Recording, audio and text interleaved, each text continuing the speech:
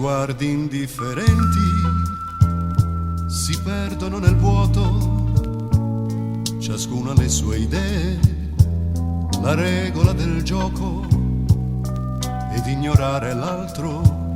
malgrado la presenza, minimizzando tutto, negando l'evidenza, minuto su minuto, sospiro su sospiro, un cenno di saluto, un fremito sincero, poi cala giù la nebbia, poi viene giù la sera, tutto rimane fisso, tutto così com'era.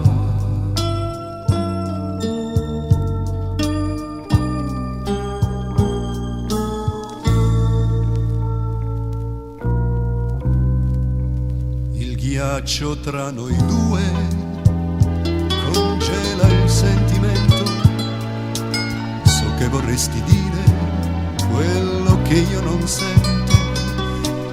parole di conforto a un amore finito, oppure che tra noi un equivoco è nato, così paralizzati da forza sconosciuta, sul nostro grande amore facciamo scena muta, e quello che ci ha dato la gioia di stare insieme è già dimenticato e più non ci appartiene.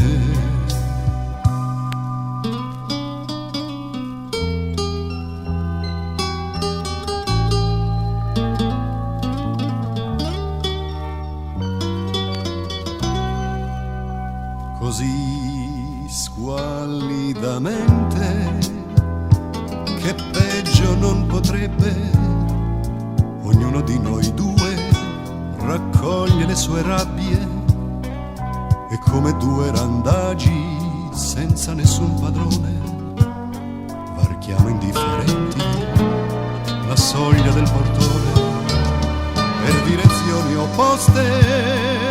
con passo cadenzato, definitivamente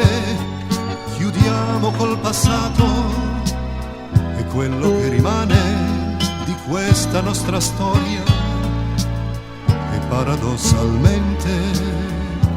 silenziosamente